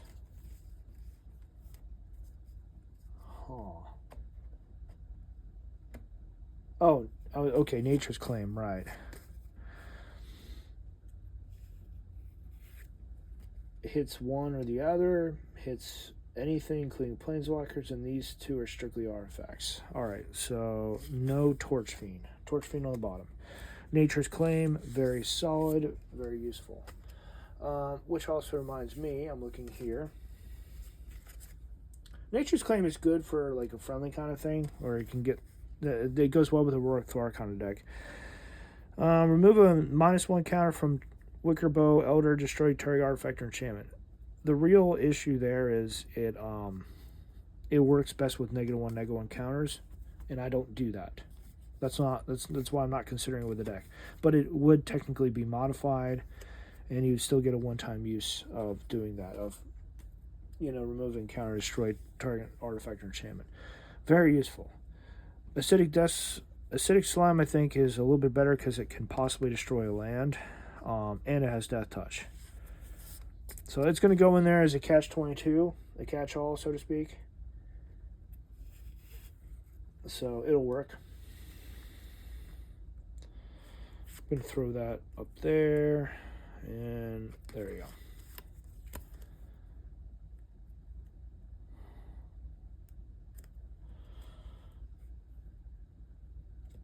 All right, it's looking a little bit better.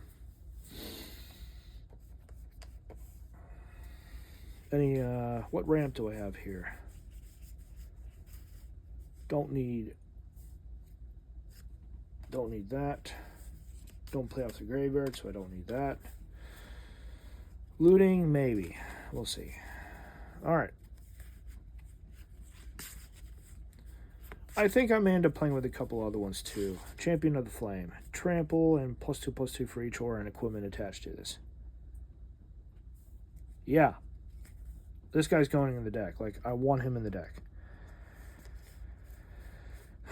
Kenrith's Transformation, shun down creatures that do nasty things. Do I want to do that? Do I want to shut down creatures?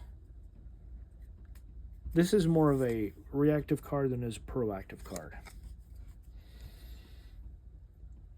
And with the way that works, shutting down others, I may not even need. If I can give others benefits to attacking someone else, that'd be great. Huh.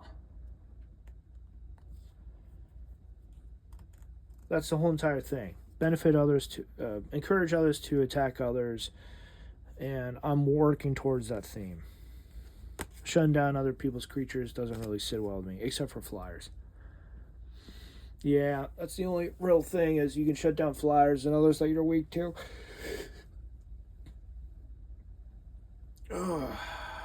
That being said, that may not be too shabby of a card to use. So instead of Fertilid Ground, and yes, Fertilid Ground is solid, but I don't do much with untapping lands anyway, I will throw Kenrith's Transformation here.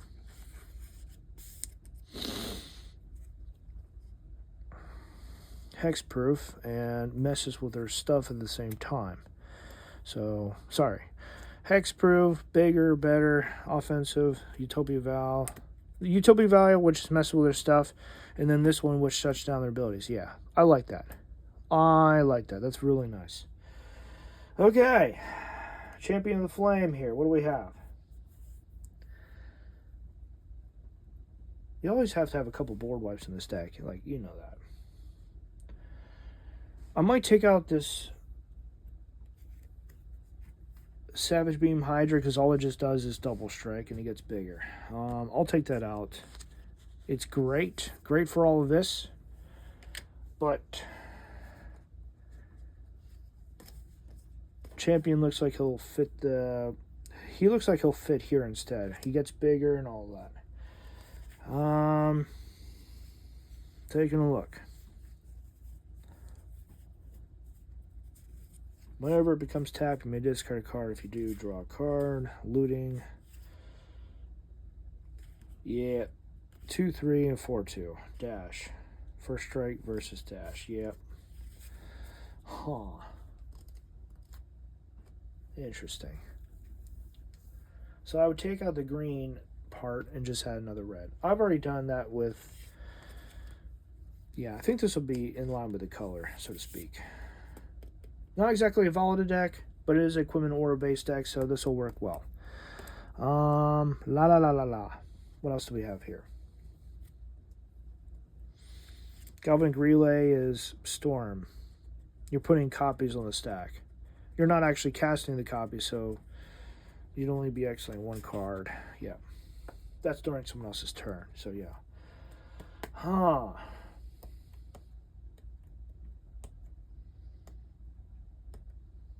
I'm thinking. I'm thinking.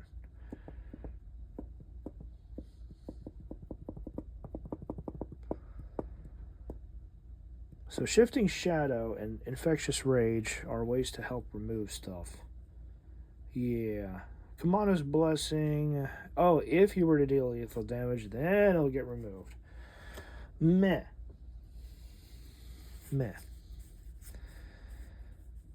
I have Conquer, just to steal a land. It's hilarious. I don't even know if I'll use Conquer. I really don't know. It's kind of at the bottom there, but it's hilarious because it fits well with the theme. So, whatever. Gain control of enchanted land. Obviously, not the best value there. Blanchwood Armor for Kamona's Blessing. I would actually rather go ahead and do that. Obviously, you can flash in Kamona's Blessing, but Blanchwood Armor is actually classic. It's traditional, and yeah. Infectious Rage. I like the ability to flash in, though. If a creature dealt damage by an enchanted creature this turn would... Part of it is it's just combat only. It's not pinging. For example, Nin the Pain Armist that I have right here. She deals X damage to target creature, and that creature controller draws X cards. Kamona's Blessing is perfect for her. But as it is, yeah. Yeah. I'll take this out for the time being. Great card, great gimmick card. I don't think I need it. So,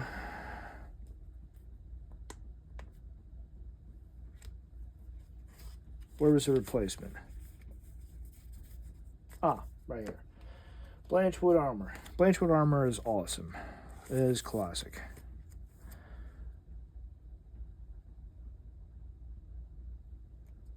Just a nice big beat stick. There we go. 14. Conquer. When enchanted creatures put in the graveyard, draw 2. Meh. The problem with all of this is you don't get it back. It's just an aura. Like, currently, as of right now, you don't get stuff back. You can shuffle up one time. If there's any way of getting auras and enchantments back from the red-green deck, I'll have to look into that. But currently, there's only one card that I'm using. The rest just shuffle back in there. Alright. Mudslide. Actually, where did that one card go? Goblin side. Making goblins. Whenever you cast a non-creature spell, yeah. At this point, Rorik Far is just there just to keep others in check and he'll deal damage. Yeah, okay, cool. Actually, he works well with Jiang Yang, the Wildcrafter Planeswalker, because you can put a counter on him and tap him for mana rather than swing with him. You could technically do that, yeah. I do not have that artifact equipment, sadly, that you can tap others for mana. I don't have that. That sucks. I do not have the red curse that gets you treasure. I just have the one that... Oh. That could be useful. You can loot. Oh, I like that. Curse of Chaos. Curse of Chaos rather than Prophetic Ravings. I like that. Okay. Sweet. Curse of Bounty. Untap all non-land permanents you control each opponent. Now, this is actually fun. These curses, I have long considered this. Obviously, the green curse does not help my general out, but it itself does help.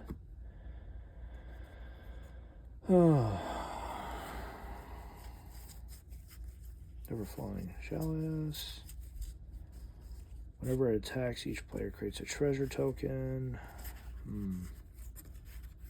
Why is that in there? I don't know.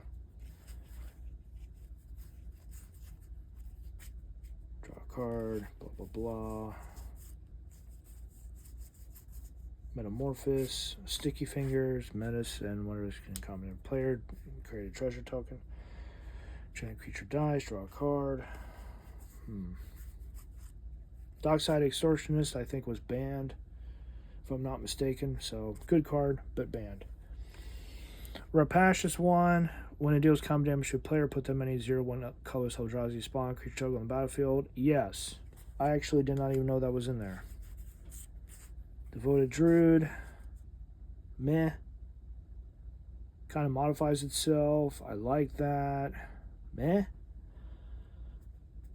Well, you only really get 2 uses out of them. So, yeah. I don't work with -1 counters. I don't do the infinite combo, so kind of pointless. Yep.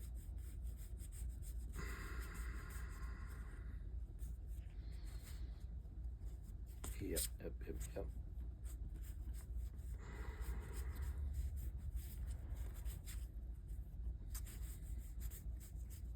Yep, I do not have that equipment. That sucks. That equipment would be really helpful. Alrighty. Good to know that I have some stuff that still surprises me. So, I took out that big fat flying dragon. I'm actually going to replace, for the time being, the big fat flying dragon with the rapacious one. Mostly because I get mana dorks, creature tokens. That's pretty sweet. Not exactly ramp, but I get little mana dorks, so not too shabby. The 2 curses. So this creature draw X cards where X amount of creatures in there. It looks like it's going to get taken out. Yeah. I'm going to replace that with Throes of Chaos. This is technically a rare, yeah. Throes of Chaos. It's the same thing, but it benefits me, and I can cast it from exile. Yeah.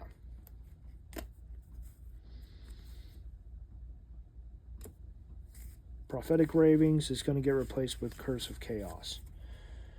Now, technically, this is Aura, but with the way this general works, I can't remember if it has to be attached. Okay, it has to be enchanted by an aura you control. Yeah. Cool. I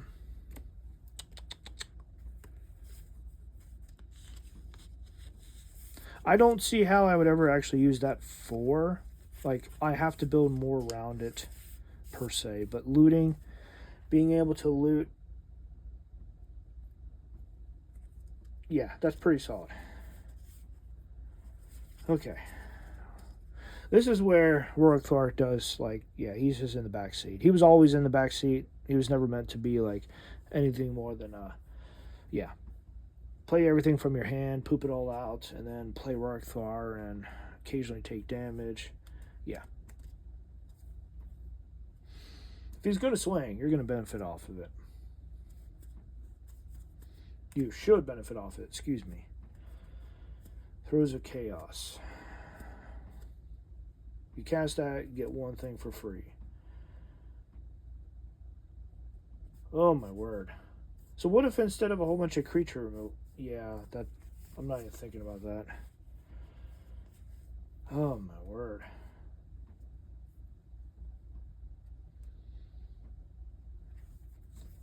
What did I take out for Zendikar's Boil? What did I take out?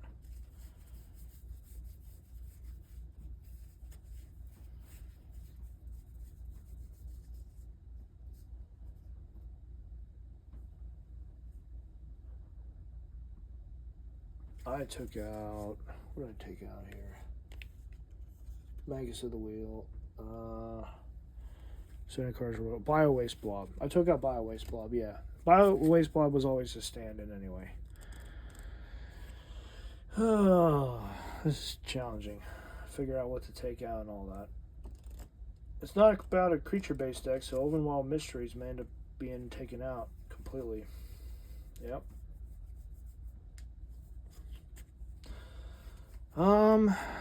Creatures offline do not untap on their controllers. Untap step. May pay additional 2 to tap. So if I replace Ovenwild Mysteries, I would do so with Mudslide. Crows and Tusker. Maybe. Maybe. Cards that I need to get out there. Cards I want to play. Yeah. Maybe. If this was more of a creature-based deck, yeah. Oop. The problem with that is creature-based is only for Rorikthar.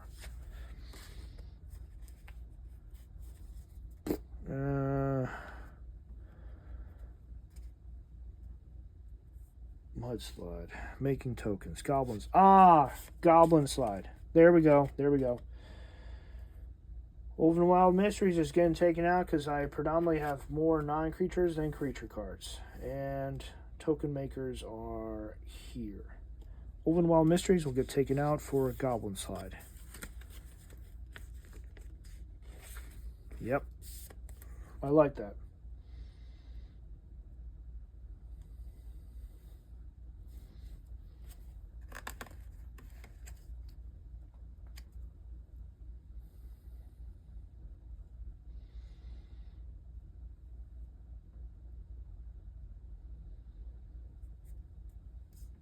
Okay, cool, good stuff.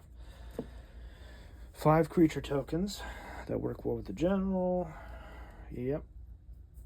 Because I can tap the general to make stuff. Then I could have him. Yeah. That's part of the thing is having ways to make him tap the general. So enchanting stuff that allows him to just be like bloop. In response, I'll bloop. That's the downside of Curse of Chaos, but Curse of Chaos is needed to get others to tap, per se. To, hey, I want this, I want that. Curse of Bounty needs to get put in there then. Curse of Bounty. I mean, this isn't even basically a token deck. The token just adds. The tokens just, that's all they do is add. But it's not strictly a landfall-based deck. This one is a landfall-based card.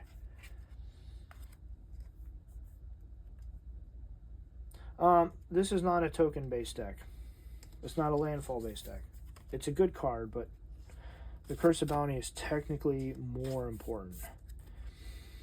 Untap all your stuff. Yeah. They don't technically give you mana or mana Dorix, but yeah. Oops. Yep, there you go. Blah, blah, blah. What else is there?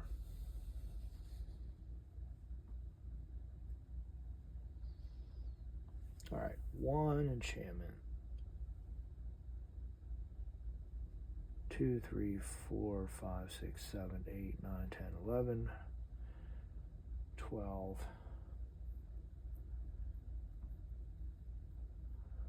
13, 14.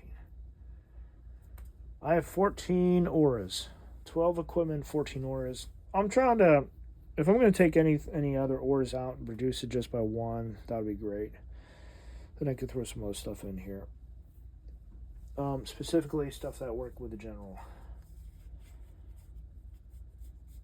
Karametra's Favor is solid. Actually, Fertilid.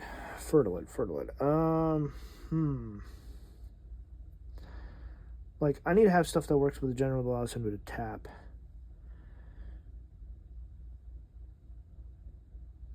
Give him some protection, so Alpha Authority is definitely needed for sure. Yeah, bigger, just hit him up. Utility. Actually, Blanchwood Armor is not mono green. That is actually a bit of a downside. I forgot about that. Gets +1/+1 for each forest you control. It's going to be split. Less forest than what I would like. So this automatically loses some of its value. That sucks. Yep. Guess we'll go back to the whole mana value thing. The mana thing. That's fine. That's fine.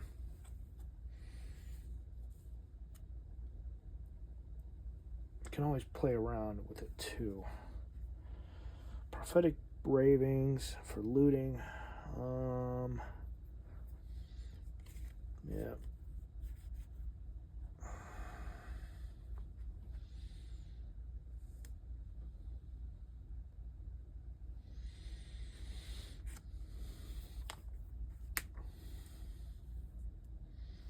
This is where I feel like I should probably take out a couple of lands. I don't know what to take out, man.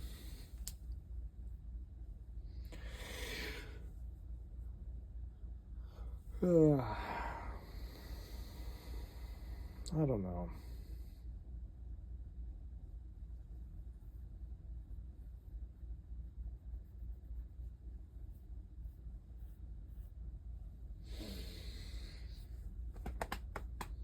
Curse of Bounty, you repash this one. Blah. Untap all non-land permanents. Blah. One with a Kami. Yep. Goblin Slide. Yep. Oh, I'm getting one more draw card in here. I know that for a fact.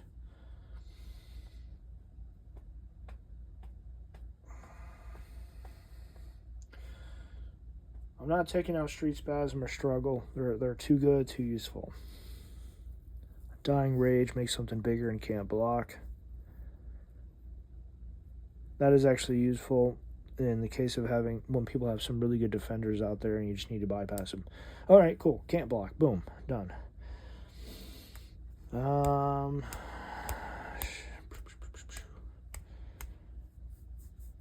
Hit artifact, enchantment, the Quail's Orders. I don't want to take that out. That's too good. Acidic Slime. Yep, that hits lands. Yep. Oh, man. This is tricky.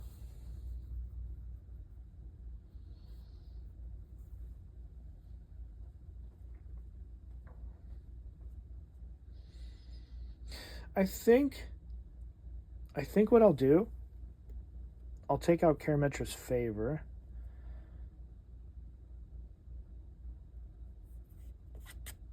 think I'll take out Karametra's Favor for the time being. Like, I like Karametra's Favor. I want it in here. But some cards, it's more of a placeholder in some cases. This allows me to loot. Prophetic Ravings allows me to loot. So, yeah, keep that there. Actually, I've got 2 auras. Curse of Chaos is an aura as well. It still triggers off.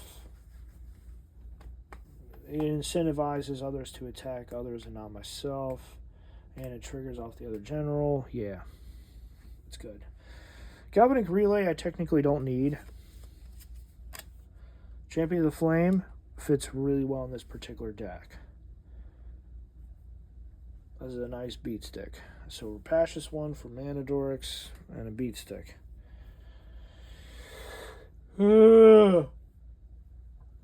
Yeah, anyway, I think I'm going to stop here because I'm already going past like almost 2 hours. This is at a much better state than where it was at previously. So I'm going to clean up here. Mudslide, currently, I don't know. I'm going to play around with this some more later, but I'm taking a break here. As you can see, this is kind of how the deck works, how it is.